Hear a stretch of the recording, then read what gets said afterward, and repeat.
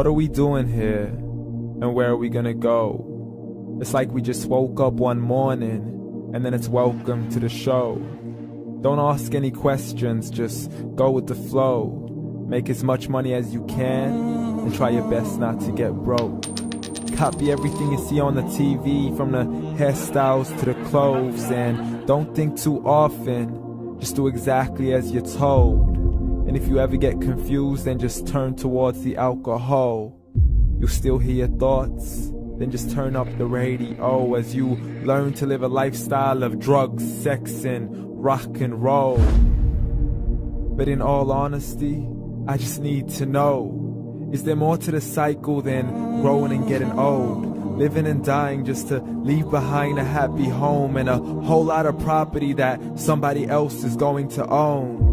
I just really need to know before the casket's closed, 'cause I'm not willing to gamble with my soul, nor am I ready to take any chances. These are just simple life questions and I'm just searching for some answers. Like, what are we doing here? And what is our purpose? How did we get here, and who made us so perfect? And what happens once we go, or is this world all really worth it? Questions we don't answer because apparently we don't really have to. There's no purpose to this life and our existence is merely natural. Then in that case, please let me ask you, did you create yourself, or was it somebody else who had fashioned you? 'Cause you're a being that's impeccable, faultless and unparalleled. You're a product of supreme intelligence and I'm merely being rational. For there isn't a camera on this earth that can come close to the human eye, nor a computer that can compete alongside the human mind. And if the whole world was to come together, we wouldn't be able to create a single fly. So many signs, yet we still deny. As science tries to justify that all this could come from none, when it's a simple sum. 0 plus 0 plus 0 cannot possibly ever give you 1. So from where did all this order come? For everything has its origins, a maker, a creator of its own. I mean, the only reason you're watching this video is because somebody had to press upload. So we can believe in the Big Bang, but I'd rather believe in He who caused it to explode. Allah, the creator of everything along with every single soul. The ever-living, the master, the only one who is in control. Unlike his creation, beyond our imagination. And no, he's not a man, nor does he have any partners in association. He's on his own. And no, he did not ever leave us alone. Just like every manufacturer, he left us with an instruction manual. The Quran and Islam, and I'm sorry to jump to conclusions, but it's the only one possible. The only definition of God is the one and only supreme being. It's logical, a book with 0 contradictions, with miracles that are both scientific and historical, all revealed over 1400 years ago.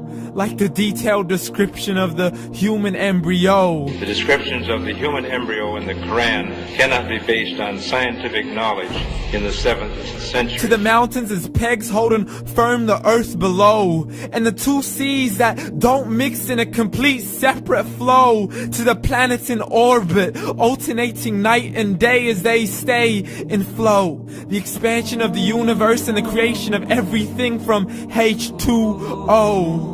To the stories of the past and the preservation of Pharaoh. To identifying the lowest point in the land where Persia defeated Rome. The gushing fluid that created man in the glands between the ribs and the backbone. And not a word has changed, it's still the same. So please explain how all this was known over 1400 years ago.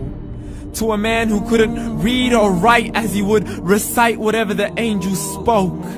And if you still don't believe, please try to come up with something that's even close.